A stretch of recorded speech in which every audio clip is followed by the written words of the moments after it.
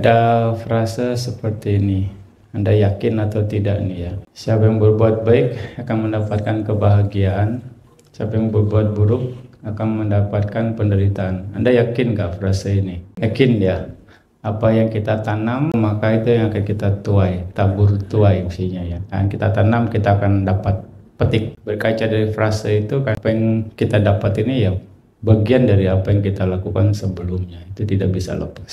Ya, lebih lanjut lagi juga Buddha mengatakan di dalam Saladana Sutta, kalau nggak salah. Ya, Buddha memberikan perumpamannya dari sisi berdana. Sebenarnya bisa diaplikasikan, bisa diumpamakan juga ke dalam kebajikan-kebajikan yang lain. Tapi saat itu hanya Buddha mengangkat dalam temanya berdana. Memberi yang baik akan mendapatkan yang baik juga. Memberikan yang terbaik akan mendapatkan yang terbaik. Memberikan biasa-biasa saja akan mendapatkan biasa-biasa saja.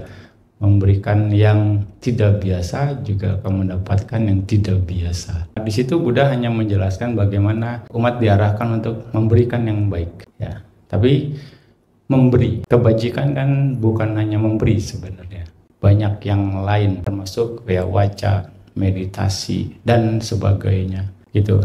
Nah, jadi banyak yang dari kita ini tidak mencerna itu. Ketika bersemangatnya hanya berdana saja. Ketika melakukan yang lain seperti ya kalau saya mau saja gitu, atau saya pas aja waktunya. Padahal di sana adalah kebajikan, potensi karma terjadi. Ya, kira-kira seperti itu. Nah, di sini yang Bante akhirnya bisa mengambil satu pertanyaan gitu. Apakah kita atau apakah Anda masih menduakan Dhamma gitu? Apakah Anda tidak memprioritaskan Dhamma? Nah, ini banyak hal yang kita nggak menyadari itu. Mungkin secara niat oke, tapi secara kondisi atau performance akhirnya ya bagi yang namanya volunteer service gitu. Suka-suka, suka relawan, suka saya kerjain, nggak suka. Padahal ketika itu misalnya ketika Dhamma membutuhkan itu kaladana sesungguhnya, dan ini berhubungan dengan Dhamma. Ya enggak, itu sesuatu hal yang harusnya tidak dilewatkan kesempatannya. Kalau kita bicara prioritas, tapi pada kenyataannya ya seperti itu. Saya nggak sempat lah, atau kalaupun sempat ya seadanya saja gitu. Tidak berlaku memang seharusnya bagaimana.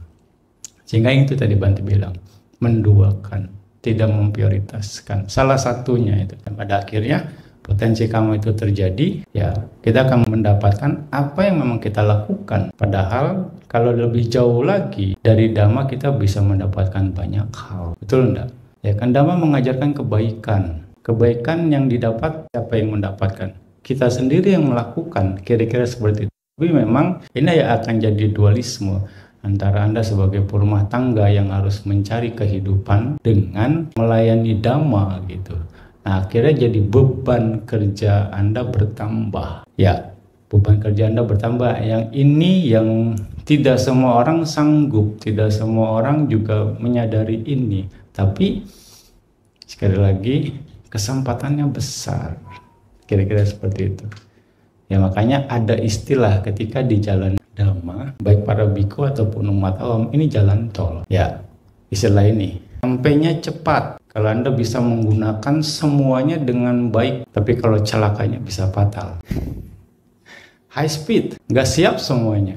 Bannya aja deh, rodanya longgar, bisa terbalik, bisa copot. Bannya aja nggak di spuring gitu, not balancing. High speed 150 misalnya, bisa fatal. Nah itu salah satunya ya, makanya di sini yang harus kita kaji betul-betul, karena sekali lagi potensi terus berjalan. Potensi itu akan mengikuti kita masalahnya. Kita harus betul-betul melihat ini dengan baik, dengan yuniso manasikara. Ketika kita punya kesempatan, ketika Dhamma membutuhkan, itu kaladana. Ingat, lakukan dengan baik. Dengan begitu, Anda akan bisa memberikan yang terbaik, Anda akan mendapatkan kualitas itu juga. Kira-kira seperti itu. Makanya semoga kita semua bisa memprioritaskan Dhamma.